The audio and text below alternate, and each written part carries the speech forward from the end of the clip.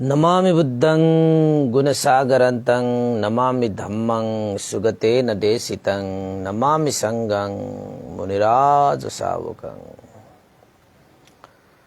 नमो बुद्धाय नमो धम्माय नमो संघाय। श्रद्धालु उपासक उपासिका तथा सधर्म प्रेमी महानुभावहरू, आज मिति 2079 साल असार 31 गते शुक्रबार बिहानको 8 बजेदेखि 9 बजेसम्मको फेसबुक लाइभ धर्म देशना लिएर सदाजैम भिक्षु इमलो श्री सिद्धिमंगल बुद्ध विहार सिद्धिपुर साना गाउँ थसी महालक्ष्मी नगरपालिका वडा नम्बर 6 बुद्ध मार्गबाट उपस्थित भइसकेको छु।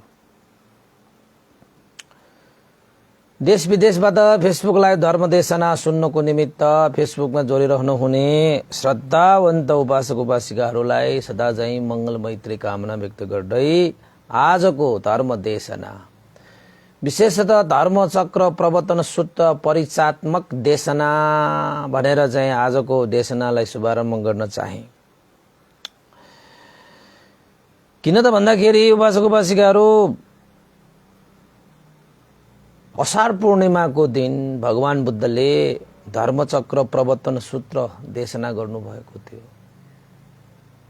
अति नै महत्त्वपूर्ण है, अति नै महान सूत्र, जुन सूत्र देशना पछि नै यो संसारमा यो त्रिलोकमा निर्वाणको ढोका खोलिएको थियो।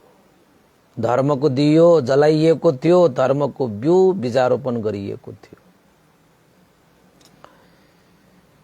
त्यसैले पनि धर्मचक्र प्रवर्तन सूत्रको स्थान महान छ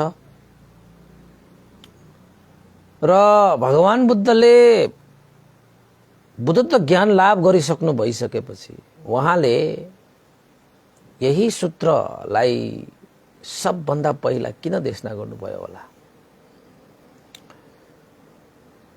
हैन? भगवान बुद्धको जति पनि उपदेशहरू छन् ती सारा उपदेशहरू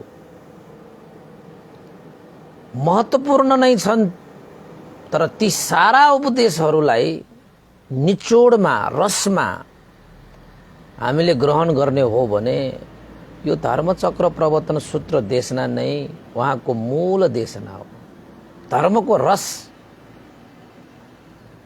यही धर्मचक्र प्रवर्तन सूत्र देशना नै हो। त्यसैले उपासक उपासिकाहरू, भगवान बुद्धका अनुयायीहरू भगवान बुद्धको शिक्षा अनुसार जीविका यापन गर्ने पण्डित विद्वान सत्पुरुषहरूले दुःखबाट मुक्त हुन चाहने सत्व प्राणीहरूले यो धर्मचक्र प्रवर्तन सूत्र देशनालाई चाहिँ राम्रैसँग आफ्नो हृदयमा धारण गर्नु जरुरी छ, पालन गर्नु जरुरी छ। भगवान बुद्धको यो धर्मचक्र प्रवर्तन सूत्र देशना सुनेरै पञ्चभद्र वर्गीय भिक्षुका कौण्डन्य भिक्षु चाहिँ श्रोतापन्न फलमा प्रतिष्ठित हुनुभएको थियो। यसको मतलब के हो त भन्दाखेरि संसारमा धर्म सुनेर मार्गफलमा प्रतिष्ठित हुनुभएका पहिलो व्यक्ति कौण्डन्य भन्थे। कौण्डन्य भिक्षु कौण्डन्य, जसले श्रोतापन्न फल निर्वाणको स्रोत प्राप्त गर्नुभयो। यस्तो महान देशनाले सम्पन्न भएको सूत्र हो धर्मचक्र प्रवर्तन सूत्र। अब तपाईहरुको लागि मैले आज यो सूत्र देशना कति भागसम्म जान्छ हैन, अलिकति व्याख्यात्मक रूपमा देशना गर्ने विचार गरेको छु। वर्षाकाल वर्षावासको समय पनि छ। भगवान बुद्धले पनि असार पूर्णिमादेखि हैन सुरु गर्नुभयो, सुरु गरेको देशना हो यो, हैन? अरू अरू देशनाहरू पनि गर्नुभयो, तर मूलत वसफल भगवान बुद्धले धर्मचक्र प्रवर्तन सूत्रलाई नै पहिलो पल्टको देशना गर्नुभयो। कसको लागि त भन्दाखेरि सारा सत्व प्राणीहरू, देवता ब्रह्माहरूको लागि। अब मैले तपाईहरुको लागि यही सूत्र हैन, भगवान बुद्धको जीवन कालमा 84,000 धर्मस्कन्द समावेश गरिएको त्रिपिटक भनेर हामी बुझ्छौं हैन। त्यो 84,000 धर्मस्कन्धहरू मध्येमा पनि धर्मचक्र प्रवर्तन सूत्रको स्थान महान छ। सारा धर्मको रस सार यही धर्मचक्र सूत्रमा छ। त आज तपाईहरुलाई परिचयात्मक देशना भनेर धर्मचक्र प्रवर्तन सूत्रको परिचय मात्रै तपाईहरुले दिने हो हैन। पछि तपाईहरुले बिस्तारै पहिलो भाग, दोस्रो भाग, तेस्रो भाग, चौथो भाग गर्दै गर्दै अगाडि बढ्ने। अब तपाईहरुले धर्म भनेको त तपाईको जुन विषयलाई हामी धारण गर्छौं त्यो विषयलाई धर्म भनेर भनिन्छ। कुशल धारण गर्नुभयो कुशल धर्म, अकुशल धारण गर्नुभयो अकुशल धर्म हैन। त्यसले धर्म भनेको पनि तपाईको कुशल धर्म अकुशल धर्म हुन्छ। धर्म भनेकै तपाईको हृदयलाई धारण गर्ने विषय हो। अब धर्मचक्र सूत्रको यो धर्म भन्ने जुन शब्द छ त्यो धर्मले पनि तपाईले आफ्नो जीवनमा धारण गर्नुपर्ने, पालन गर्नुपर्ने, आचरण गर्नुपर्ने विषयलाई अंकित गरेको छ हैन। यसमा त विशेषतः मनुष्य भएर जन्मिसकेपछि यो दुर्लभ जीवनलाई सार बनाउनको निमित्त कस्तो मार्गलाई त्याग्नु पर्छ, कस्तो मार्गलाई समाउनु पर्छ हैन। अति मार्गलाई पनि छोडेर, शिथिल मार्गलाई पनि छोडेर मध्यम मार्ग अपनाउनु पर्छ। यानी कि आफ्नो जीवनमा त्यस्तो मार्गलाई धारण गर्नुपर्छ, त्यस्तो मार्गमा हिँड्नु पर्छ, त्यस्तो मार्गमा पाइला चाल्नु पर्छ भनेर जुन धारण गर्नुपर्ने विषयलाई यस सूत्रमा उल्लेख गरिएको छ त्यसैलाई यहाँ चाहिँ धर्म भनेर भनिएको हो। अब जो कोही दुःखबाट मुक्त हुन चाहने, परम सुख शान्त निर्वाणलाई साक्षात्कार गर्न चाहने व्यक्तिहरूले अति मार्गलाई पनि त्याग्नु पर्छ। अति भयो भने खति हुन्छ भन्ने हामी सुनिरहेका हुन्छौं। यो शब्द वास्तवमा भगवान बुद्धकै धर्मबाट निस्किएको शब्द हो। त्यसैले भगवान बुद्धले पनि धर्मचक्र प्रवर्तन सूत्रमा अति मार्गलाई पनि त्याग्नु पर्छ, शिथिल मार्गलाई पनि त्याग्नु पर्छ। दुईटा मार्गलाई त्यागेर हामी हिँड्ने भनेको मध्यम मार्गमा हिँड्ने। यसै विषयलाई हृदयमा धारण गरेर, पालन गरेर, जीवनमा आचरण गरेर अगाडि बढ्न सकियो भने हामी सम्पूर्ण दुःखबाट मुक्त भएको निर्वाण धर्मलाई साक्षात्कार गर्न सक्छौं, यो दुर्लभ जीवनलाई सार बनाउन सक्छौं। त्यसैले यस्ता विषयलाई धारण गर्नुपर्छ भनेर जुन देशना गर्नुभएको छ नि, त्यही विषयलाई यहाँ धर्म भनेर भनिएको। अब तपाईको चाहिँ चक्र भनेको त तपाईको पाङ्ग्रा भइहाल्यो। पाङ्ग्रा भनेको कस्तो स्वभावको हुन्छ? गुड्ने स्वभाव हुन्छ। किन त भन्दाखेरि उ गोलो हुन्छ नि त हैन। त्यो भनेको त गुड्ने स्वभाव भएको हुनाले चाहिँ अगाडि बढ्ने स्वभाव हुन्छ गुडेपछि। त भगवान बुद्धले धर्मको चक्र प्रवर्तन भनेको घुमाउनु भयो भनेको। धर्मको चक्र जुन विषय अगाडि बढ्छ, चक्र भनेको चाहिँ त्यही चक्रलाई प्रवर्तन गर्नुभयो, घुमाउनु भयो भनौँ भन्नुभएको, त्यसको माने के हो त भन्दाखेरि भगवान बुद्धले यो मनुष्य जीवन जन्मिसकेपछि यो दुर्लभ जीवनलाई सार्थक बनाउनको निमित्त धारणा गर्नुपर्ने, पालना गर्नुपर्ने, आचरण गर्नुपर्ने विषयलाई अगाडि सार्नु भएको, अगाडि बढाउनु भएको सूत्र भनेको यहाँनिर तपाईको सूत्र भनेको जोडिएको हो हैन। एक सूत्रमा बाडिने भन्छ नि त, सूत्र भनेको त बाडिएको हो हैन। तर यहाँनिर तपाईले चाहिँ सूत्र देशना भनिसकेपछि चाहिँ सूत्र भनेको तपाईको धर्मसँग बाडिने विषयवस्तुलाई देशना गरिएको, जुन देशनाले तपाईलाई धर्मसँग बाडिन्छ, जोडिन्छ भनेको सूत्र, एक सूत्रमा बाडिन्छ भनेको हैन। त्यसैले धर्मको चक्रमा एक सूत्र तपाईलाई बनाउने देशना भनेको उपदेशहरू हैन, मार्ग निर्देशनहरूलाई नै के भनेर भनिन्छ? धर्म चक्र प्रवर्तन सूत्र देशना भनेर भनिन्छ। अब भगवान बुद्धले पनि धर्मचक्र प्रवर्तन सूत्र देशना गर्नुभयो। के को लागि देशना गर्नुभयो त भन्दाखेरि संसारमा भएका पृथक जन भनेपछि लोभमा लोभिएका, द्वेषमा दूषित भएका, मोहमा मोहित भएका, लोभ द्वेष मोहमा लिप्त भएका सत्व प्राणीहरूलाई तपाईको लोभ द्वेष मोहले चाहिँ बाँडिएका व्यक्तिहरूलाई पृथक जन भनिन्छ। त लोभ द्वेष मोहले त दुर्गतिमा लान्छ। दुर्गति भनेको चाहिँ दुःखको खाडल हो।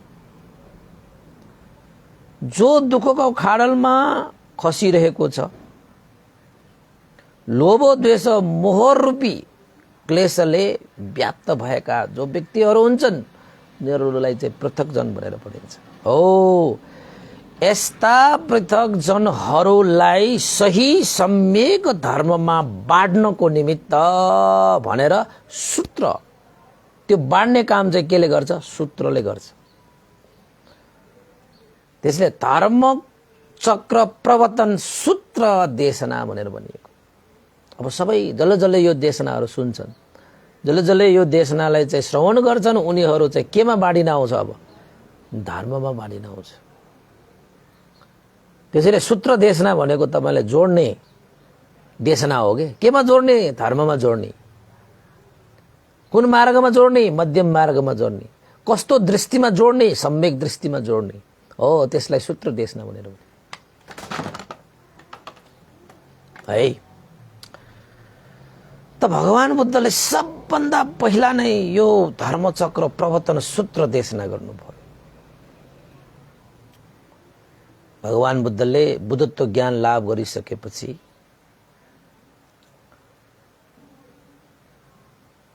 सारनाथ ऋषिपतन मृगदा वनमा, स्थान याद गर्नुहोस् है, यो सूत्र कहाँ देशना गर्नुभयो? सारनाथ ऋषिपतन मृगदा वन हैन। सारनाथ भनेको वास्तवमा सारनाथ भनेको स्थान हो। तपाईको मृगदा वन भनेको मृगहरूको वन हो। त्यो मृगै मृग। त्यसै तपाईले धर्मचक्र प्रवर्तन सूत्र देशना गरिरहेको तपाईले पिक्चरहरू, फोटोहरू, चित्रहरू देख्नुभयो भने त्यहाँ मृगहरू पनि देख्नुहुन्छ के तपाईले? तपाईले कतै कतै बिहारमा चाहिँ यता र यता दुईजना मृग राखेर अनि बीचमा धर्मचक्र राखिएको त्यस्तो दृश्य पनि बिहारमा तपाई देख्न सक्नुहुन्छ।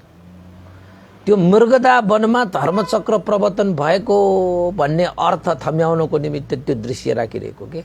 दुईजना मृग दायाँ बायाँ अनि बीचमा धर्मचक्र के? मृगदा वनमा धर्मचक्र प्रवर्तन भएको भन्ने अर्थ झल्काउनको निमित्त बिहारहरूमा विशेषतः यो महायानी गुम्बाहरूमा त्यस्तो देखिन्छ। त्यो बिहारमा आउने बित्तिकै त्यो दृश्य देखिन्छ। जसरी भगवान बुद्धले मृगदा वनमा धर्मचक्र प्रवर्तन गर्नुभयो त्यसरी नै सबैको हृदयमा धर्मचक्र प्रवर्तन होस्, हैन, धर्मसँग जोडियोस् भन्ने अर्थले राखेको हुनुपर्छ। हुन त थेरवाद बिहारमा त्यति साह्रो पाइँदैन। वज्रयान महायानहरूको त्यो गुम्बाहरूमा त्यसरी चाहिँ पाइन्छ है। अब हुन त विशेषतः हामीले त्यस्तो चाहिँ धर्मचक्र त हृदयमा हामीले राख्नुपर्ने हो, हृदयमा त्यो जगाउनु पर्ने हो, हैन। मुख्य कुरा त त्यहाँ हो। त स्थान भनेको चाहिँ यो धर्मचक्र प्रवर्तन गर्नुभएको स्थान भनेको सारनाथ मृगदा वन ऋषिपतन भनेको त्यो स्थान भनेको कस्तो स्थान त भन्दाखेरि आकाश मार्गबाट ऋषिहरू उडेर आएर त्यो स्थानमा आएर तपाईको ध्यान भावना गर्न आउने स्थल हो त्यो। त्यसैले चाहिँ आकाश मार्गबाट ऋषिहरू पतन भनेको पतन ऋषि पतन भनेको ऋषिहरू चाहिँ झर्ने भनेको त्यो स्थान सारै नै ऋषिहरू ऋषिमुनिहरूको लागि तपाईको ध्यान भावना अभ्यास गर्नको निमित्त उचित स्थान हो अरे। त्यो उचित स्थान हो। त्यति बेला त्यो स्थानमा कति ध्यान बसिरहेका हुन्थ्यो।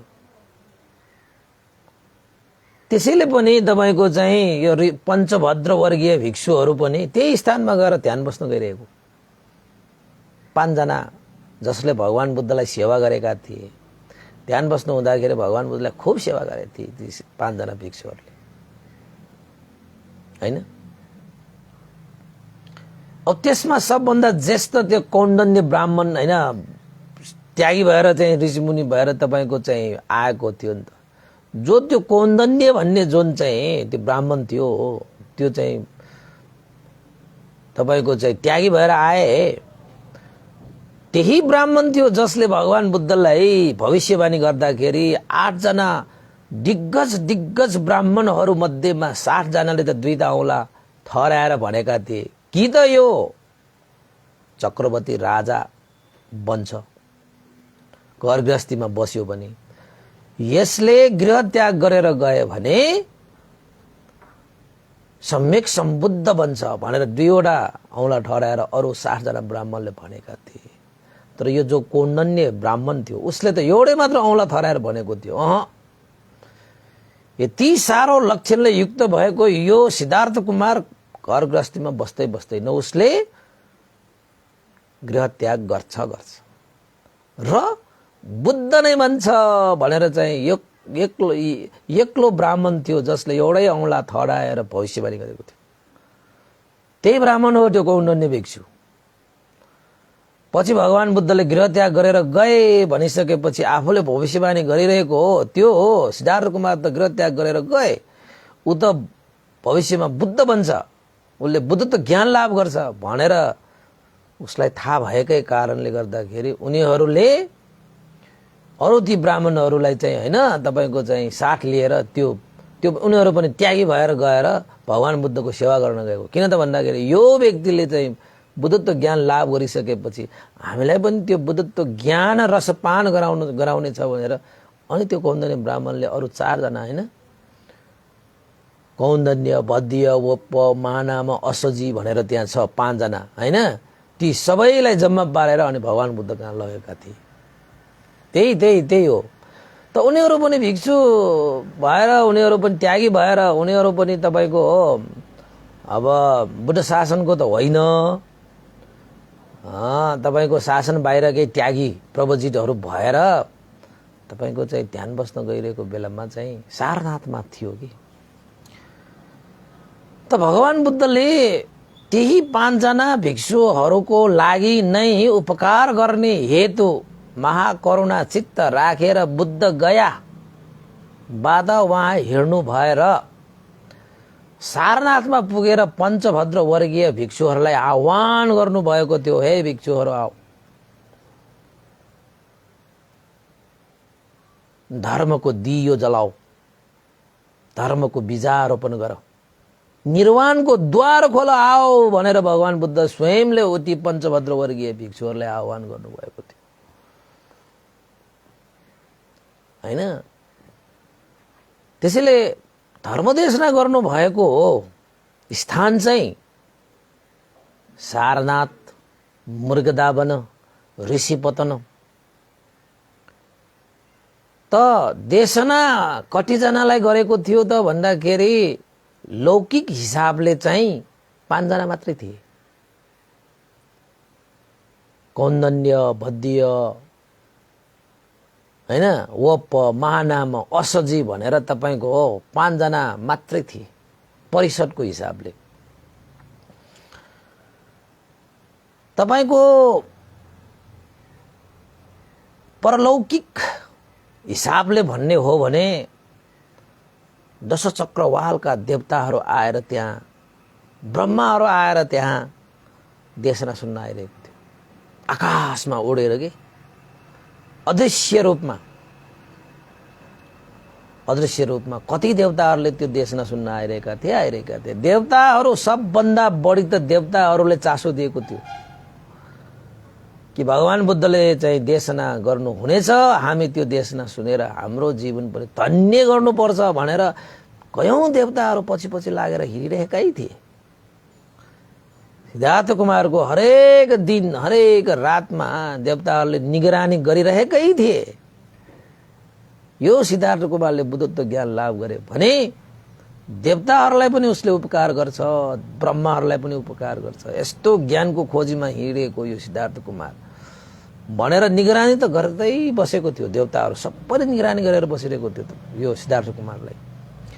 अब बुद्धत्व ज्ञान लाभ गरिसकेपछि तपाईको पञ्चभद्र वर्गीय भिक्षुहरूलाई देशना गरिसकेको देवताहरू आउँदैन? आइहाल्छ नि। देवताहरू त चारै आकाशमा तपाईको चाहिँ धपक्क बगैँचामा फूल फुले जस्तो हुने गरी तपाईको चाहिँ सारनाथ, ऋषिपतन, मृगदा वनमा त देवताको त्यहाँ चाहिँ समागम थियो। त्यहाँ ब्रह्माहरू थिए त्यहाँ। तर हामीले हेर्दाखेरि देखिने भनेको चाहिँ 5 जना मात्रै हो त्यहाँ। त भगवान बुद्धले पनि देशना चाहिँ कसलाई गरे त भन्दाखेरि ती 5 जनालाई नै उद्देश्य गरेर गरे, देशना गर्नुभयो।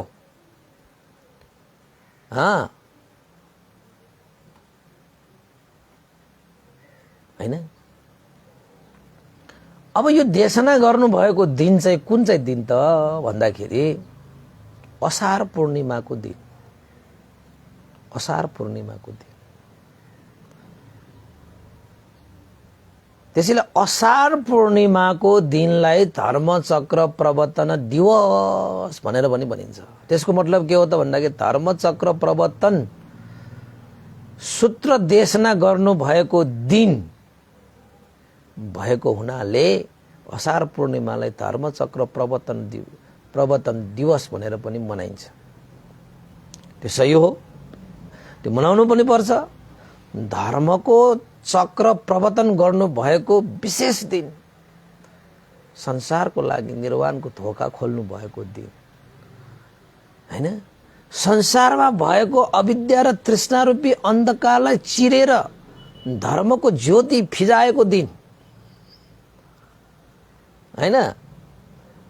सुख र शान्ति, परम सुख र शान्तिको बीजारोपण, धर्मरूपी बिउ रोप्नु भएको दिन। आहा, कति रमाइलो। त्यो दिन भनेको चाहिँ असार पूर्णिमाको दिन। 2 दिन गयो हैन, असार पूर्णिमाको दिन। र असार पूर्णिमाको दिन गुरु पूर्णिमा पनि भनिन्छ।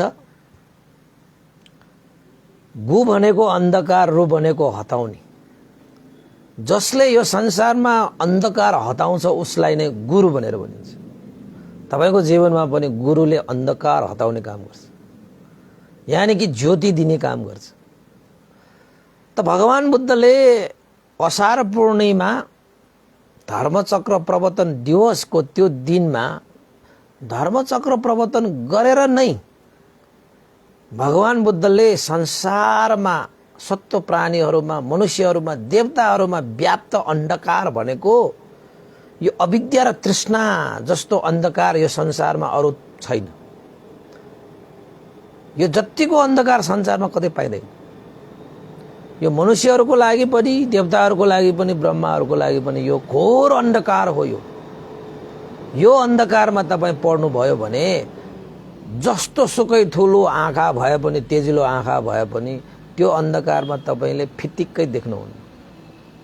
त्यसैले उपासक उपासिकाहरू, तपाईसँग जति सुकै सूर्यहरू जीवनमा उडाओस्, तर तपाईको जीवनमा यो अविद्या र तृष्णा छ भने अन्धकारकै अन्धकार नै हुन्छ तपाईको जीवन, हैन? यो सूर्यहरू उडाएर तपाईको त्यो अन्धकार हटिँदैन। त्यसमा त धर्मरूपी सूर्य उडाउनु पर्छ, धर्मरूपी सूर्य उडाउनु पर्छ, अनि मात्र तपाईको अन्धकार हट्छ, हैन? त्यसैले संसारको त्यो अविद्या र तृष्णा रूपी अन्धकारलाई भगवान बुद्धले धर्मचक्र प्रवर्तन सूत्र देशना गर्नु भएर धर्मको दियो बालेर, धर्मको ज्योति फिजाएर अविद्या र तृष्णा रूपी घोर अन्धकारलाई हटाउनु भयो। त्यो अन्धकार न मनुष्यहरूले हटाउन सकेको थियो, न देवताहरूले हटाउन सकेको थियो, न ब्रह्माहरूले हटाउन सकेको थियो। त्यो अविद्या र तृष्णा रूपी अन्धकारमा रुमलिएर बस्नु मात्रै थियो यो संसारमा। कसैले यो अविद्या र तृष्णा रूपी अन्धकारलाई हटाउन सकेको थिएन। त त्यस्तो अविद्या र तृष्णा रूपी अन्धकारलाई भगवान बुद्धले हटाइदिनु भयो। त्यसैले अन्धकार हटाएको हुनाले भगवान बुद्धलाई के भनियो त? गुरु शास्ता। धर्मको भाषाबाट त शास्ता भनिन्छ, हैन? पाली भाषाबाट, अब संस्कृत भाषा, नेपाली भाषाबाट फरक त होला, तर अर्थ त त्यही हो, हैन? अब टिचर्स भन्ला, गुरु भन्ला, हैन? कतै कतै तपाईको अब बर्मा भाषाबाट सया भन्छ, हैन? अर्कै किसिमले अर्थ, हैन, भनिहाल्छ, तर अर्थ त त्यही हो नि। आफ्नो स्थानमा नाम मात्रै त दिएको हो नि, संज्ञा गरे दिएको त हो, हैन? तर पाली भाषामा त शास्ता भनियो। सत्ता देव मनुष्यानङ बुद्धो भगवा इति। सत्ता भनेको त शास्ता हो, शास्ता भनेको गुरु। त भगवान बुद्ध गुरु। यो संसारमा गुरुको प्रादुर्भाव भएको पूर्णिमा हो के त्यो? किन गुरुको प्रादुर्भाव भयो त भन्दाखेरि संसारमा कसैले नसकेको त्यो अन्धकारलाई हटाएको भनेको त भगवान बुद्धले हो नि। त अन्धकारलाई हटाउने व्यक्तिलाई चाहिँ गुरु भनिन्छ भने भगवान बुद्ध नै गुरु भए। त गुरुको प्रादुर्भाव भएको त्यो दिन भएको हुनाले चाहिँ गुरु पूर्णिमा पनि भनिन्छ उपासक उपासिकाहरू, हैन? अब धर्मचक्र प्रवर्तन सूत्र देशना गर्नु भएको भनेकै तपाईको गुरु बन्नु भएको, गुरुको प्रादुर्भाव भएको भयो। त्यो धर्मचक्र प्रवर्तन सूत्रले कुन चाहिँ अन्धकारलाई हटायो त भन्दाखेरि अविद्या र तृष्णालाई, तृष्णा रूपी अन्धकारलाई हटायो। त्यसले याद गर्नुहोस्, यो धर्मचक्र कुन दिन देशना गर्नु भएको? असार पूर्णिमाको दिन। असार पूर्णिमाको दिन, गुरु पूर्णिमाको दिन धर्मचक्र प्रवर्तन सूत्र देशना भनेर तपाईले बुझ्न सक्नुहुन्छ। यो पनि बुझ्नुभयो। कहाँ देशना गर्नुभयो? सारनाथ, ऋषिपत्र, मृगदा वन। कसलाई देशना गर्नुभयो? पञ्चभद्र वर्गीय भिक्षुहरूको लागि। कुन दिन देशना गर्नुभयो? असार पूर्णिमाको दिन, गुरु पूर्णिमाको दिन। कुन सूत्र देशना गर्नुभयो? धर्मचक्र प्रवर्तन सूत्र देशना। अब धर्मचक्र प्रवर्तन सूत्र देशना गरिसकेपछि पञ्चभद्र वर्गीय भिक्षुहरू मध्येको सबभन्दा ज्येष्ठ कौण्डन्य ब्राह्मण चाहिँ के भयो? कौण्डन्य भिक्षु चाहिँ के भयो? श्रोतापन्न फलमा प्रतिष्ठित भए, पृथक जन्मबाट आर्य पुद्गल भए। परिचय दिएको तपाईलाई, यो सूत्रको परिचय दिएको। त निर्वाणको ढोका खोलियो, संसारको लागि निर्वाणको ढोका खोलिएको सूत्र देशना भनेको धर्मचक्र प्रवर्तन सूत्र देशना, हैन? अब श्रोतापन्न भनेको तपाईको चाहिँ सत्काय दृष्टि, विचिकित्सा र शीलवर्त परामर्श।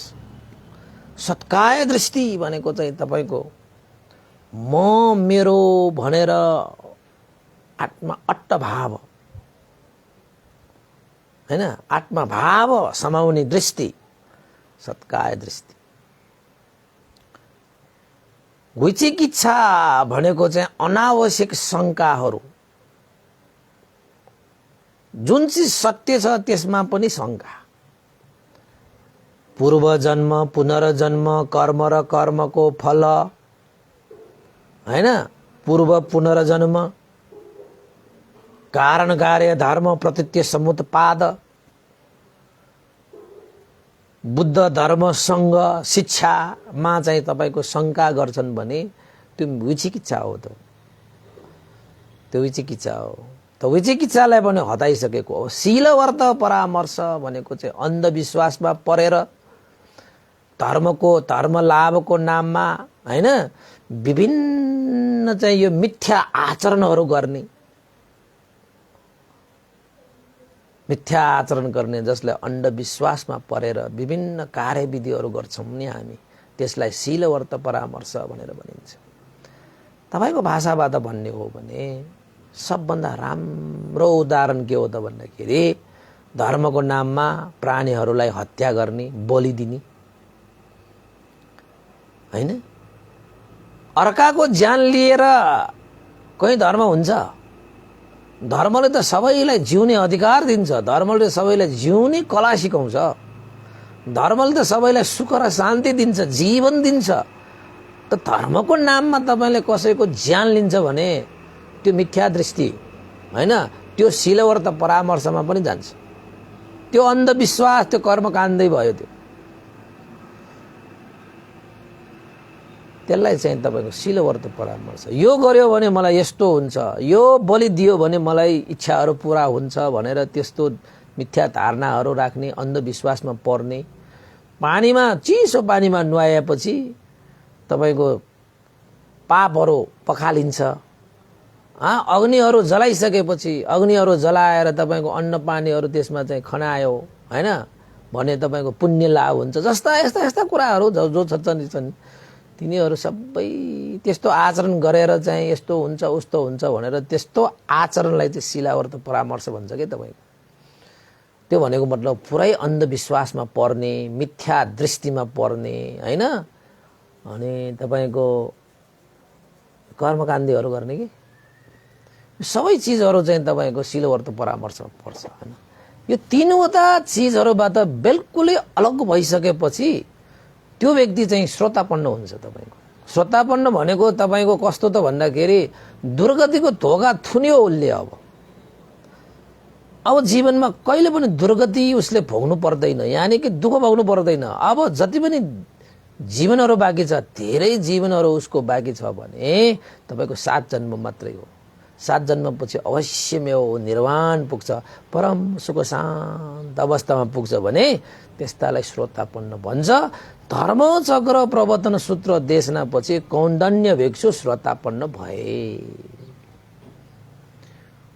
अन्यासीवत भो कन्दन्यो, अन्यासीवत भो कन्दन्यो, ओ यो कन्दनले जानिलियो, यो कन्दनले जानिलियो, यसले बोध गरिलियो, यसले बोध गरिलियो भनेर भगवान बुद्धले नै वचन दिनुभएको। यो धर्मचक्र प्रवर्तन सूत्रमा यो वाक्य आउँछ। अब यस्तो विशेषता भएको भयो हैन। बुद्ध शासनको पहिलो सूत्र, महत्त्वपूर्ण सूत्र, अमूल्य सूत्र, निर्वाणको धोका खोलिएको सूत्र धर्मचक्र प्रवर्तन सूत्र।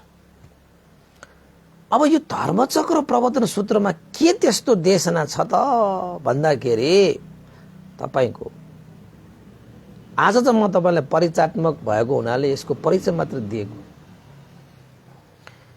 यसमा के देशना गरिएको छ भन्दाखेरि भगवान बुद्धले दुईटा अन्तलाई छोड्नु पर्छ।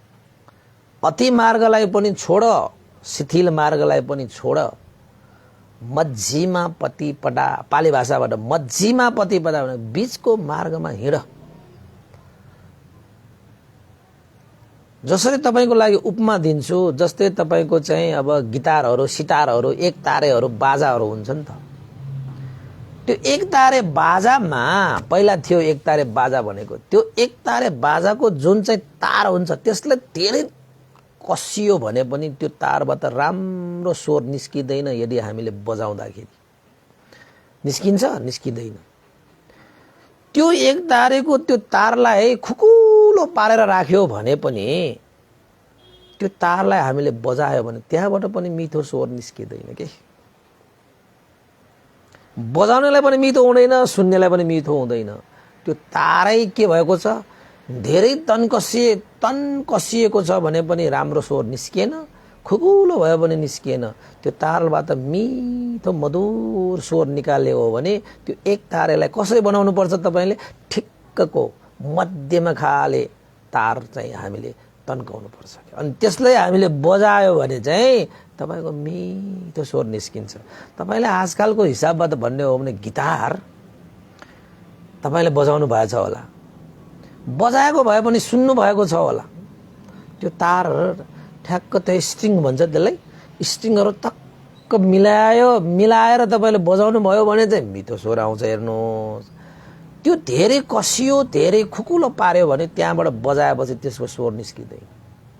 तपाईहरु उपासक उपासिकाहरू चाहिँ अब गिटार बजाउन आउनेहरू छ होला, सितार बजाउन आउनेहरू छन् होला, कुनै बाजा बजाउन आउनेहरू पनि छन् होला। त्यो बाजामा पनि तपाईको जस्तो सुकै विषय हो ठिक्क मध्यमा मिलाउनु पर्छ कि हैन। अब भन्थे त पहिला गृहस्थीको भएको बेलामा गिटार पनि बजाउँथे, मजाले त्यो स्ट्रिङहरू मिलाउनु पर्छ क्या, बजाउन आउँछ नि मजाले।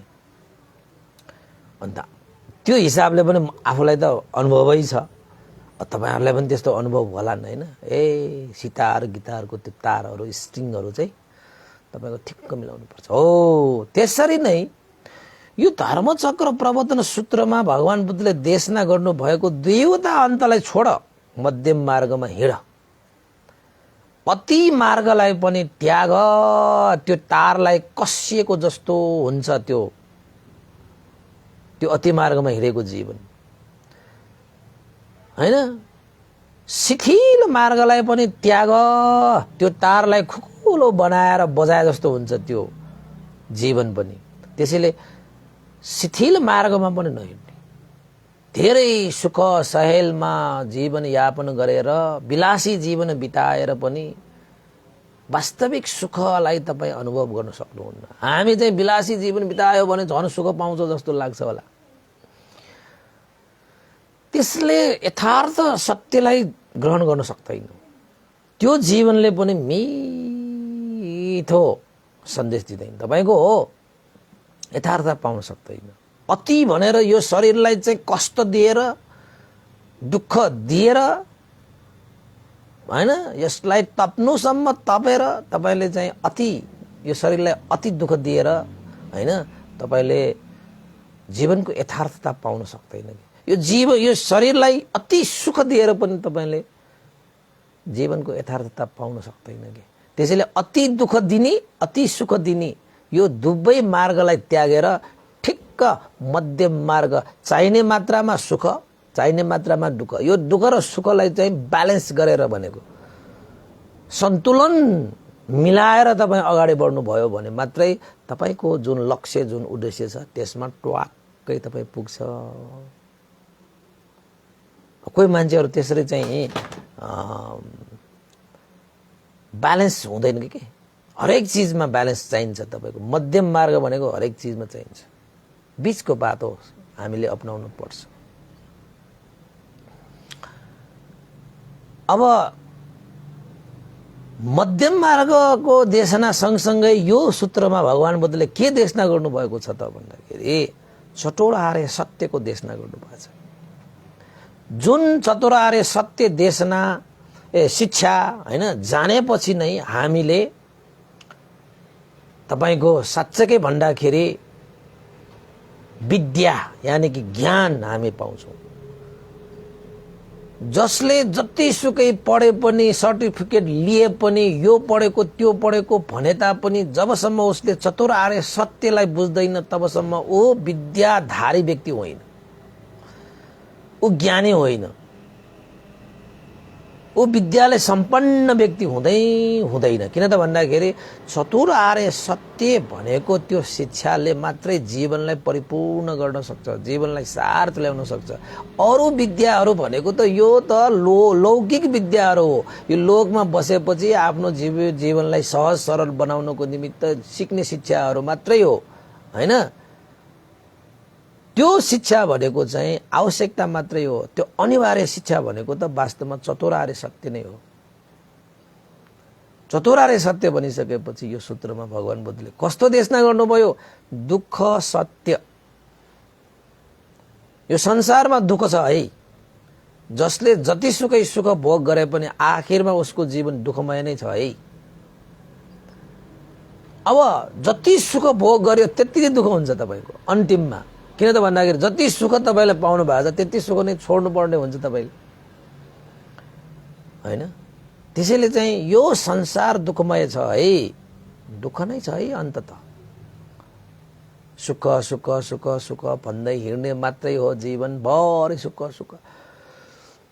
तर वास्तविक रूपमा हामीले हेर्ने हो भने दुःख नै हो। त्यसलाई दुःख सत्य भनेर भनिन्छ हैन। भगवान बुद्धले यसमा चतुरार्य सत्यमा दुःख आर्य सत्य भनेर दुःख सत्यको व्याख्या गर्नुभएको। जन्मिनु दुःख, वृद्ध हुनु दुःख, रोगी हुनु दुःख, त्यसपछि तपाईको मरण हुनु दुःख, साथसाथै प्रियहरूसँग वियोग हुनु दुःख, अप्रियहरूसँग संयोग हुनु दुःख, मनले चिताएका पूरा नहुनु दुःख। यो पंच स्कन्द, यो पंच उपादान खण्डा भनेर चाहिँ यो पंच स्कन्द जुन धारण गरेका छौं नि, यो धारण गर्नु नै दुःख हो उपासक उपासिका भनेर भगवान बुद्धले धर्मचक्र प्रवर्तन सूत्रमा पहिलो सत्य चतुरार्य सत्यको पहिलो सत्यको रूपमा दुःख आर्य सत्य भनेर देशना गर्नुभएको छ। यो धर्मचक्र प्रवर्तन सूत्रको पहिलो सत्य हैन। यही सूत्र देशना पछि तपाईको चाहिँ कौन्डन्य भिक्षुले चाहिँ श्रोतापन्न फल पाए।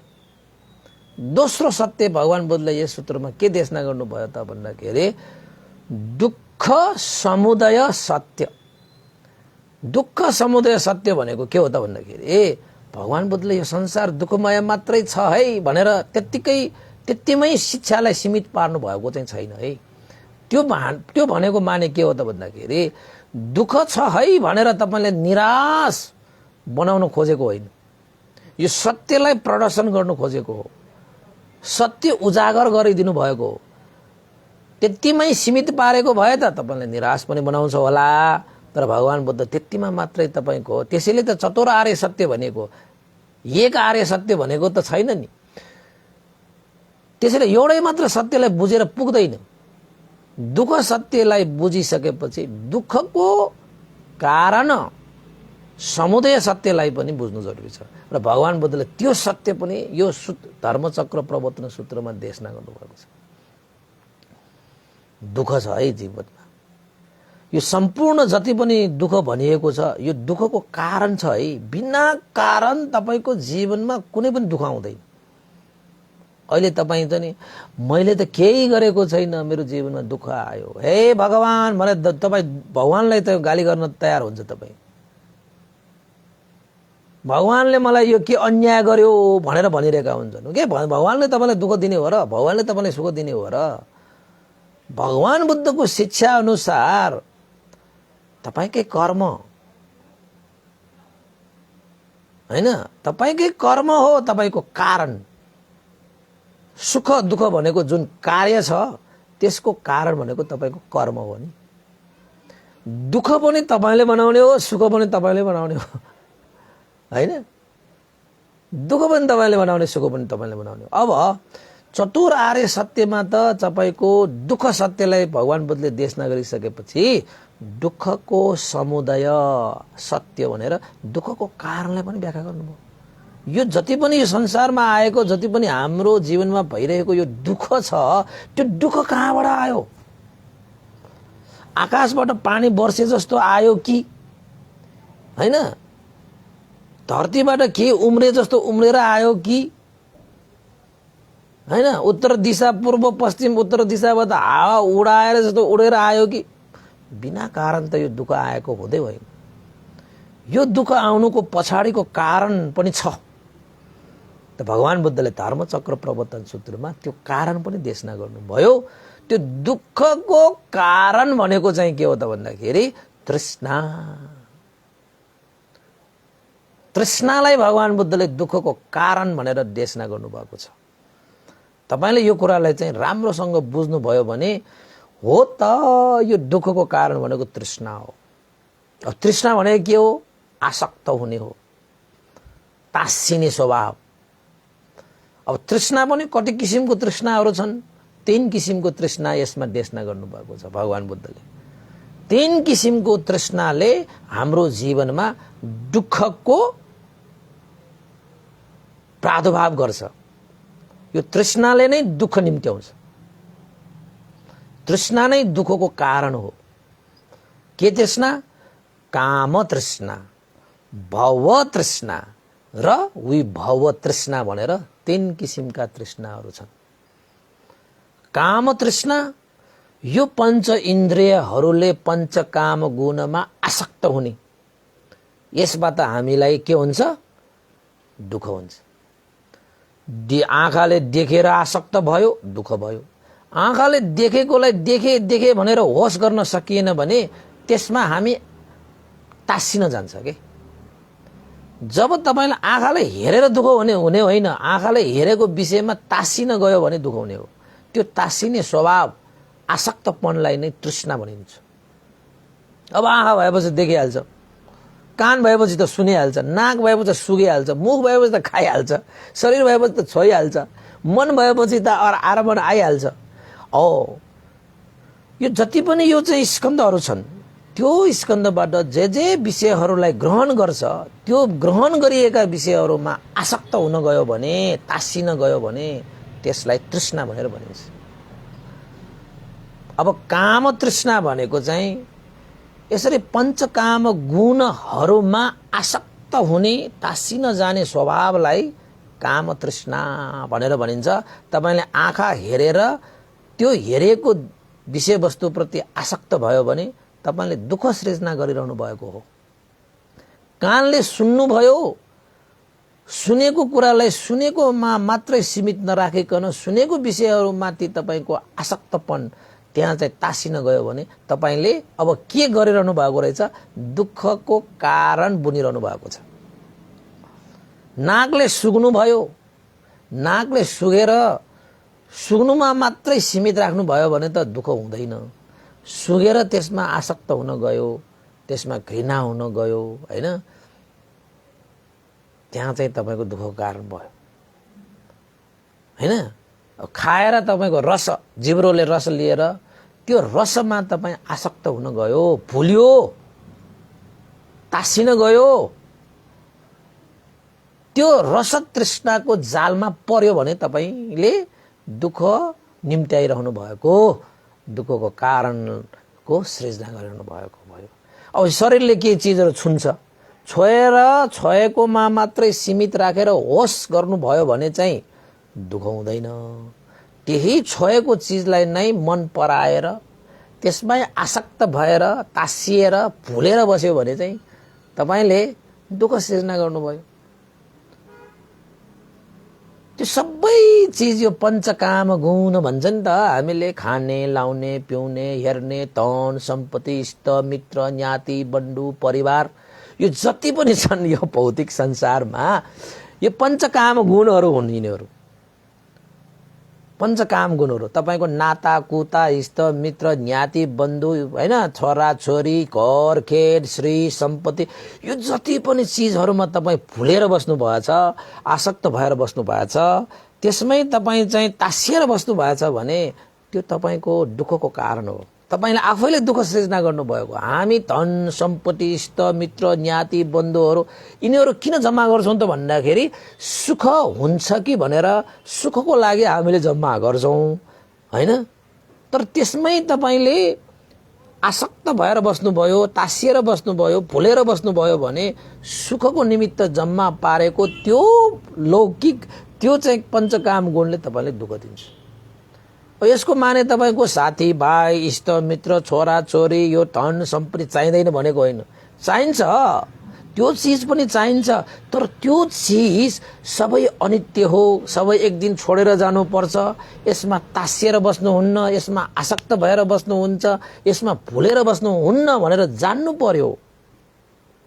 त्यो जानिएन भने त तपाईको सुख सुख भन्दा भन्दै दुःख मात्रै पाए हैन, सुख सुख भन्दा भन्दै दुःख मात्रै पाए, हाँसो हाँसो भन्दा भन्दै आँसो मात्रै खाए भने जस्तो हो। त्यस्तो हुन जान्छ। त्यसैले चाहिँ यो पञ्चकाम गुणमा आसक्त भएर भुलेर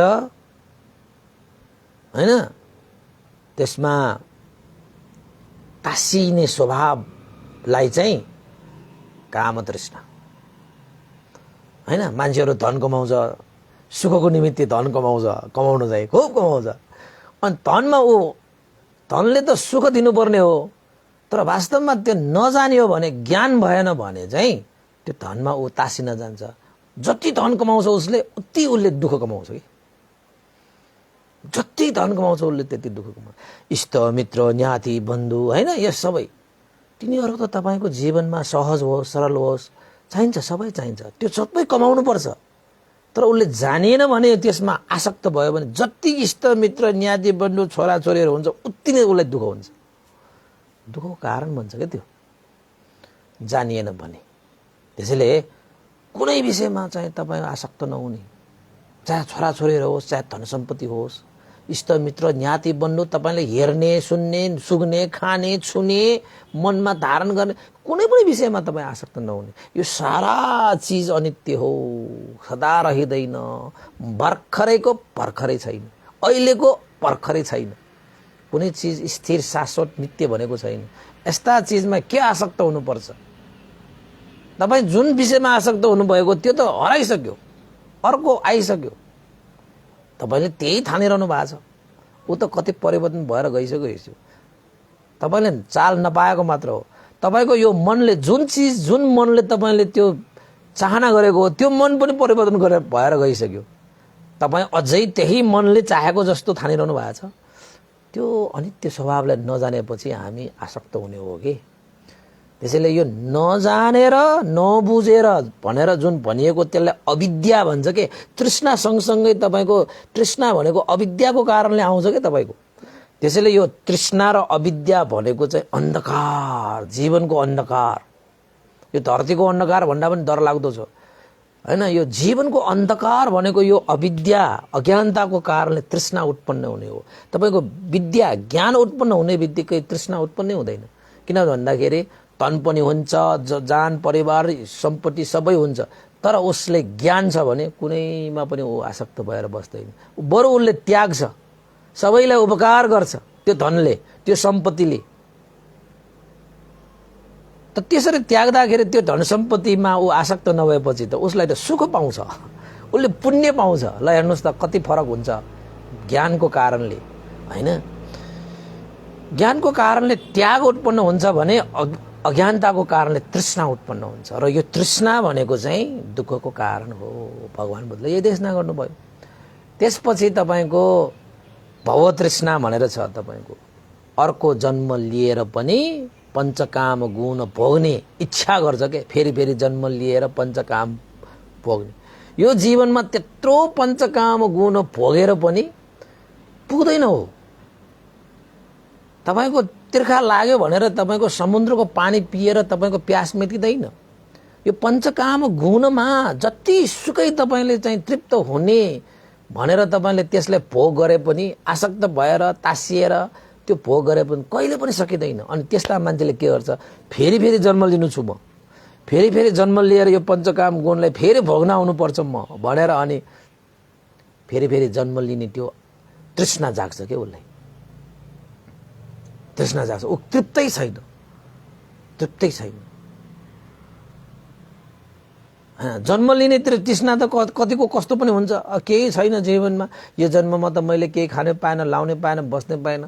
अब खान पाउन, लान पाउन, बस्न पाउन, फेरि म जन्म लिएर, यो जन्म त मेरो खेर गइहाल्यो, अर्को जन्म लिएर भए पनि म त्यसरी चाहिँ खान आउँछु, लाउन आउँछु, जिउन आउँछु, पञ्चकाम भोग्न आउँछु भनेर चाहिँ आसक्त भएर त्यस्तो हुने होइन। त्यस्तोलाई चाहिँ भवतृष्णा भनेर भनिन्छ। तपाईको त्यसपछि तपाईको चाहिँ विभव तृष्णा भनेको कस्तो खाले चाहिँ त्यो धारणा, त्यो दृष्टि, त्यो कस्तो तृष्णा, त्यो कुन चाहिँ धारणामा आसक्त हुन गएको त भन्दाखेरि पूर्व जन्म पनि छैन, पुनर्जन्म पनि छैन, पहिलाको जन्म पनि छैन, पछिको जन्म पनि छैन, यही एउटा जन्म हो, सक्यो, यो जन्ममा चाहिँ बित्यो भने सक्यो। कुनै कर्मको भोग गर्न फेरि चाहिँ जन्मेर कर्मको भोग गर्नुपर्छ भन्ने पनि छैन हैन। पहिला पनि जन्म थिएन, कुनै कर्म हामीले गरेर आएको यसो दुःख भोग गरेको भएर भोग गरिरहेको भन्ने पनि होइन। त्यसैले यो जीवन जे छ, यही जीवनमा जे मन लाग्छ त्यही गरेर हिँड्नुपर्छ। यो जीवनलाई जसरी चाहिँ सुख हुन्छ त्यसरी तपाईले चाहिँ जीवनयापन गर्ने हो। चाहे जस्तो सुकै काम गरे पनि जे होस् जीवनमा सुख चाहियो, जीवनमा आनन्द चाहियो भनेर तपाईको विभव तृष्णा के जीवन भनेको अब अर्को जीवन पनि छैन, पहिलाको जीवन पनि छैन, उच्छेदवादी भन्छ त्यसलाई। अनि त्यस्ता मान्छेले चाहिँ कर्म र कर्मको फलमा विश्वास पनि गर्दैन। किन त भन्दाखेरि यो जन्ममा नराम्रो कर्म गरे भने अर्को जन्ममा त्यो नराम्रो फल भोग्नु पर्ला है भन्ने उसलाई विश्वास पनि लाग्दैन। किनभने अर्को जन्म नै छैन उसको लागि, त्यो धारणा उसले बोकेको हुन्छ कि त्यसलाई चाहिँ त्यो उच्छेद, यानी कि यो जन्म सक्यो भने सक्यो, छैन कर्म शर्मको भोग गर्ने, सुख राम्रो काम गर्यो भने राम्रो फल भोग्नु पर्ने त्यस्तो केही पनि हुँदैन। यो जन्म सक्यो भने सक्यो, छुट्यो भने छुट्यो, मर्यो भने चट खोलामा तपाईको हैन खरानीहरू बगाइदिन्छ, धुवाहरू आकाशमा उडेर जान्छ, बस सक्यो भन्छ। त्यसलाई चाहिँ विभव तृष्णा भनेर भनिन्छ। त्यस्तो धारणामा आसक्त हुन जाने त्यसलाई विभव तृष्णा भन्छ हैन। त्यो विभव तृष्णा भनेर यो पनि दुःखको कारण हो। यस्तो सोच, यस्तो दृष्टि राख्नेहरूले पनि दुःखै भोग्छ। किन त भन्दाखेरि पूर्वजन्म पुनर्जन्म भन्ने त छ, कर्म र कर्मको फल त भोग्नै पर्छ तपाईको। जबसम्म तपाईको जीवनमा तृष्णा भइरहन्छ तबसम्म तपाईको जन्म भइरहन्छ। त्यस्तो दृष्टि राखेर जन्म त तपाईको कहाँ जन्मिन्छ त भन्दाखेरि दुर्गतिमा जन्मिन्छ। दुर्गतिमा जन्मेपछि दुःख त पाइहाल्छ नि हैन र हो। त्यसैले यो पनि दुःखको कारण हो भनेर यो धर्मचक्र प्रवर्तन सूत्रमा भगवानले देशना गर्नु भएको छ, तपाईलाई परिचय दिएको हैन। अनि दुःखको कारण मात्रै भगवानले देशना गर्नु भएको छ त भन्दाखेरि त्यति मात्र होइन। दुःख निरोध सत्य, दुःखको अन्त पनि छ है, दुःखको अन्त पनि छ। तपाईको दुःखको कारणलाई अन्त गर्नु नै दुःखको अन्त हो भनेपछि तृष्णा र अविद्यालाई क्षय गर्नु भनेकै तपाईको दुःख निवारण गर्नु हो। भनेपछि दुःख निवारण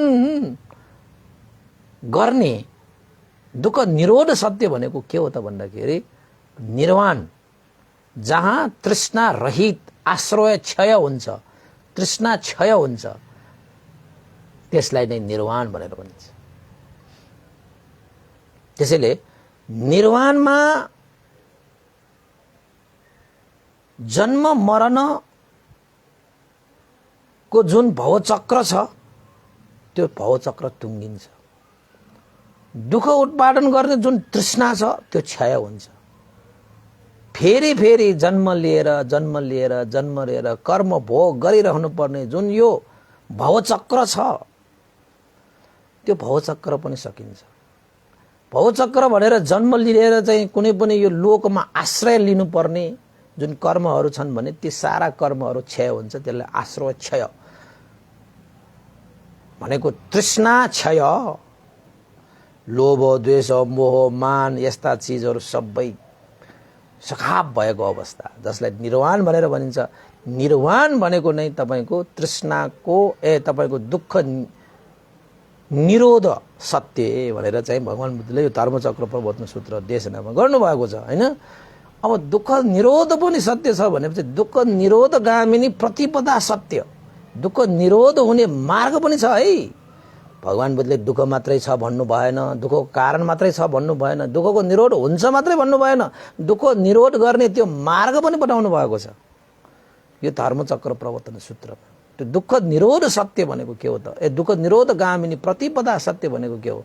सम्यक दृष्टि, सम्यक संकल्प, सम्यक वाचा, सम्यक कर्मान्त, सम्यक आजीविका, सम्यक व्यायाम, सम्यक सती, सम्यक समाधि भनेर चाहिँ जुन 8वटा सम्यक अङ्गले युक्त भएको आर्य अष्टाङ्गिक मार्ग भनेर भगवान बुद्धले देशना गर्नुभएको छ। त्यो आर्य अष्टाङ्गिक मार्गलाई मध्यमा प्रतिपदा, मध्यम मार्ग पनि भनिन्छ, बीचको बाटो पनि भनिन्छ। हो, यो आर्य अष्टाङ्गिक मार्ग 8वटा अङ्गले युक्त भएको यो सम्यक मार्ग जुन छ, यही सम्यक मार्गमा हामी हिँड्न सक्यौं भने यो सम्पूर्ण दुःखबाट मुक्त भइन्छ, सम्पूर्ण आश्रयबाट क्षय हुन्छ, सम्पूर्ण तृष्णाबाट रहित हुन्छ, भवचक्र सकिन्छ, जन्म मरणको जुन सिलसिला टुङ्गिन्छ र दुःखको सागर पार तरिन्छ। यो आर्य अष्टाङ्गिक मार्गमा तपाईँ हिँड्नुभयो भने यसलाई सम्यक मार्ग पनि भनिन्छ। सम्यकको मार्ग जीवनको सही यथार्थ सत्यलाई उजागर गर्ने मार्ग हो यो, जसलाई आर्य अष्टाङ्गिक मार्ग भनेर भनिन्छ। ल हेर्नुहोस् त, भगवान बुद्धले तपाईलाई चाहिँ सारा चीजहरू देखाइसक्नु भएको छ धर्मचक्र प्रवर्तन सूत्रमा। त्यसैले धर्मचक्र प्रवर्तन सूत्र भनेको साह्रै महत्त्वपूर्ण, साह्रै फलदायक। यो धर्मचक्र प्रवर्तन सूत्रलाई तपाईले, हामीले सबैले राम्रोसँग बुझेर जानेर यसलाई जीवनमा पालन गरेर तपाईँ अगाडि बढ्नुभयो भने तपाईको यात्रा, जीवनको यात्रा भनेको निर्वाणको यात्रा हो कि। त्यसैले यो निर्वाण पुग्ने यात्रा, निर्वाणको खुट्किला हो यो आर्य अष्टाङ्गिक मार्ग भनेको, निर्वाणको भर्याङ हो यो। दुःखको सागर तर्ने यो चाहिँ डुङ्गा हो यो आर्य अष्टाङ्गिक मार्ग भनेको। र भगवान बुद्धले धर्मचक्र प्रवर्तन सूत्रमा यस्तै देशना गर्नुभएको छ। त यही देशना सुनेर कौन्दन्य भिक्षु श्रोतापन्न भए भनेपछि हामी पनि हुन सक्छ, हामीले पनि यो चाहिँ श्रोतापन्न फल प्राप्त गरेर हामी पनि मार्ग आर्य पुड्गलहरूको हैन निर्वाणको धोका हामीले पनि खोल्न सक्छ, धर्मको ज्योति हामीले पनि बाल्न सक्छ, धर्मको विचारोपन हाम्रो हृदयमा हामीले पनि रोप्न सक्छ। त्यसैले धर्मचक्रलाई तपाईले चाहिँ सानोतिनो सूत्र भनेर नठान्नुहोस् है। धर्मचक्र भनेको साह्रै गम्भीर, साह्रै महत्त्वपूर्ण, साह्रै सारयुक्त सूत्र हो यो। जुन सूत्र सुनिसकेपछि कति देवताहरू, कति ब्रह्माहरूले चाहिँ मार्गफलमा प्रतिष्ठित गरे आफ्नो जीवनलाई सार तुल्याए नि। ओहो, भनी साध्य छैन। हो, यस्तै देश, यही धर्मचक्र प्रवर्तन सूत्रलाई तपाईहरुलाई मैले चाहिँ अब पहिलो, दोस्रो, तेस्रो गर्दै तपाईलाई भाग छुट्याउँदै तपाईले देशना गर्दै जान्छु हैन। तपाईहरुको लागि चाहिँ बिस्तारै तपाईको यो धर्मचक्र प्रवर्तन सूत्र कसरी सुरु भयो, भगवान बुद्धले के गरे, कसरी देशना गरे, कस्तो भयो आदि इत्यादिहरु सबै तपाईले चाहिँ विस्तार पूर्वक सुनाउँदै जाउँला हैन। यो त तपाईलाई मैले परिचय मात्रै दिएको, धर्मचक्र प्रवर्तन सूत्रको यो परिचय मात्रै हो। यसको सार पनि अलिअलि त आयो हैन, अर्थ पनि अलिअलि त आयो हैन। त्यसले तपाईले धर्मचक्र कहाँ देशना गर्नुभयो, कसलाई देशना गर्नुभयो, कुन समयमा देशना गर्नुभयो, यो धर्मचक्र देशना गरिसकेपछि के भएको रहेछ, कस्तो अर्थ प्राप्त भयो, यो धर्मचक्र सूत्रमा के रहेछ भन्ने कुरा पनि आज मैले तपाईलाई सरस्वती परिचय चाहिँ दिए है। अब भोलिदेखि म तपाईलाई चाहिँ यो धर्मचक्र भगवान बुद्धले कहाँ गएर कसरी हैन, अब सारनाथमा कसरी जानुभयो, पञ्चभद्र वर्गीयलाई कसरी आह्वान गर्नुभयो, भगवान बुद्धले यो चतुरार्य सत्यलाई कसरी देशना गर्नुभयो हैन, उहाँहरूले कसरी सुन्नुभयो र कस्तो ज्ञान लाभ गरेर उहाँहरूले आफ्नो जीवनलाई धन्य बनाउनु भयो हैन। भगवान बुद्धको यो शासनमा भगवान बुद्धले यही शिक्षालाई चाहिँ किन महत्त्व दिएर पहिलो देशनाको रूपमा पस्किनु भयो आदि इत्यादि कुराहरू चाहिँ म तपाईलाई चाहिँ दोस्रो भाग तेस्रो भाग गर्दै तपाईँलाई सुनाउने नै छु। आजको लागि चाहिँ यो परिचयात्मक देशना मैले यहीँ टुङ्ग्याएँ। भवतु सब मङ्गलङ, सबैको जे होस् मङ्गल होस् कल्याण होस् भनेर आशिका व्यक्त गर्दै आजको देशनाबाट प्राप्त पुण्यलाई हामीले अनुमोदन गर्न चाहे। केही उपासक उपासिकाहरूको पनि यहाँ चाहिँ साधु अनुमोदन गर्नुपर्ने भएको हुनाले आज मैले तपाईँलाई साधु अनुमोदन गर्न चाहे। यहाँ काय बहादुर व्यञ्जनकार भनेर चाहिँ आज जन्मदिन परेको रहेछ कालीमातीबाट है। उहाँको जन्मदिनको उपलक्ष्यमा पनि धर्मदान भनेर चाहिँ होइन परित्राण गर्ने धर्मदानको स्वरूप चाहिँ उहाँहरूले चाहिँ श्रद्धा दान व्यक्त गर्नुभएको छ। अस्ति चाहिँ तपाईँको चाहिँ यो गुरु पूर्णिमाको उपलक्ष्यमा पनि उहाँहरूले श्रद्धा दान व्यक्त गर्नुभएको रहेछ। अस्ति छुट्नु भयो कि के हो होइन, अहिलेको लागि भयो भने आज जन्मदिनको उपलक्ष्यमा पनि उहाँहरूले 1111 भनेर चाहिँ श्रद्धा दान व्यक्त गर्नुभएको छ। गुरु पूर्णिमाको उपलक्ष्यमा भनेर पनि उहाँहरूले चाहिँ 1000 श्रद्धा दान व्यक्त गरेर ल्याउनु भएको रहेछ होइन। र त्यस्तै गरी यहाँ चाहिँ धेरै उपासक उपासिका र अरू उपासक उपासिकाहरूको पनि यहाँ श्रद्धा दानहरू व्यक्त गरिएको छ होइन। मैले चाहिँ यहाँ हिजो पनि कति त भनिसकेँ, आज पनि छ कि भनेर।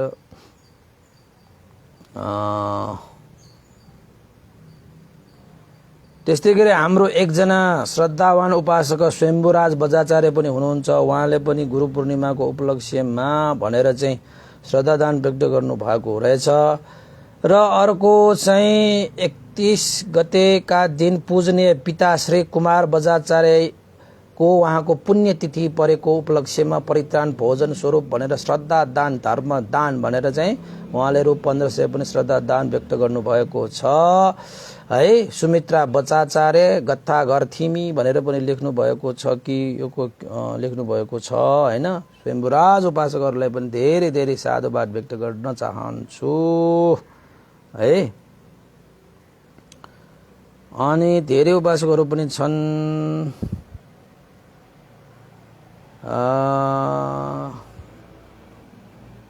हाम्रो प्रवेश रत्न साक्य उपासकले पनि पूर्णिमाको उपलक्ष्यमा अस्ति नै उहाँले चाहिँ भोजन दानको लागि भनेर 2000 श्रद्धा दान पनि व्यक्त गर्नु भएको रहेछ। यो छुट्टियो कि भनेर है, छुट्टिन सक्छ कहिलेकाहीँ। अनि त्यसपछि चाहिँ हाम्रो रत्न शोभा उपासिकाले पनि महापरित्राण मा अस्त परिष्कार दान गर्नको निमित्त भनेर रु श्रद्धा दान स्वरूप रु 2000 श्रद्धा दान पनि व्यक्त गर्नुभएको छ। रत्न शोभा साक्य, कृष्ण शोभा साक्य, चावहिल सरस्वती नगर भनेर पनि लेख्नु भएको रहेछ है। अनि त्यसपछि हाम्रो वसुन्धारा तुलादर हाम्रो बुटवलबाट पनि उहाँ हुनुहुन्छ। उहाँ उपासिकाले पनि 7 गते महापरित्राणको लागि चाहिँ उहाँले अस्त परिष्कार दान है। त्यसपछि उहाँले चाहिँ अस्त परिष्कार दान सहित उहाँले चाहिँ भोजन दानको लागि साथसाथै तपाईँको गुरु पूर्णिमाको उपलक्ष्यमा भनेर ढिलाइ भए पनि भनेर उहाँले 5000 श्रद्धा दान व्यक्त गरेर ल्याउनु भएको छ बुटवलबाट। उहाँले पनि धेरै धेरै साधुवाद। त्यस्तै गरी यहाँ चाहिँ कति उपासकहरू तपाईँहरूको चाहिँ छुट्टिएको छ भने मलाई भन्नु होला है, फेरि एकचोटि भन्नु पर्ला कि। ल आजलाई नै यति नै गरौँ। तपाईँहरूको के छ भने मलाई खबर गर्नु होला है त। ल अन्तमा पुण्यानुमोदन गरौँ। यो पुण्यको अनुभवले श्रद्धेय गुरुवर ज्ञानपोटिङ महाशिर भन्ते लगायत श्रद्धेय गुरुवर स्यादो उपनिता विंश लगायत सम्पूर्ण गुरुजनहरूमा, देवता मनुष्य सत्व प्राणीहरूमा र तपाईँ हामी सबैका विजय जानुभएका ज्ञाति बन्धुहरूको लागि पनि यो पुण्य प्राप्त भई उहाँहरूको पनि हित सुख होस् भनेर हामीले आशिका गर्दै पुण्यानुमोदन गर्न चाहे।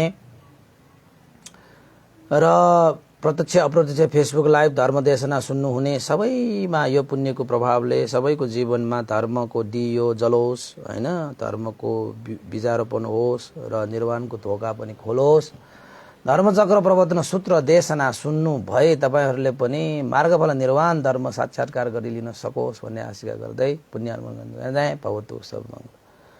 इदं नो ज्ञातिनं होतु सुखिता वन्तु ज्ञातयो, इदं नो ज्ञातिनं होतु सुखिता वन्तु ज्ञातयो इदं नो ज्ञातिनं होतु सुखिता वन्तु ज्ञातयो एतावता सम्मेहि सम्पदं पुण्यसम्पदं सब्बे देवानुमोदन्तु सर्वसम्पत्तिसिद्धिया एतावता सम्मेहि सम्पदं पुण्यसम्पदं सब्बे सत्तानुमोदन्तु सर्वसम्पत्तिसिद्धिया एतावता सम्मेहि सम्पदं पुण्यसम्पदं सब्बे भूतानुमोदन्तु सर्वसम्पत्तिसिद्धिया साधु साधु साधु भवतु सर्वमङ्गलं सबैको जय होस् मङ्गल होस् कल्याण होस् सबैलाई साधुवाद।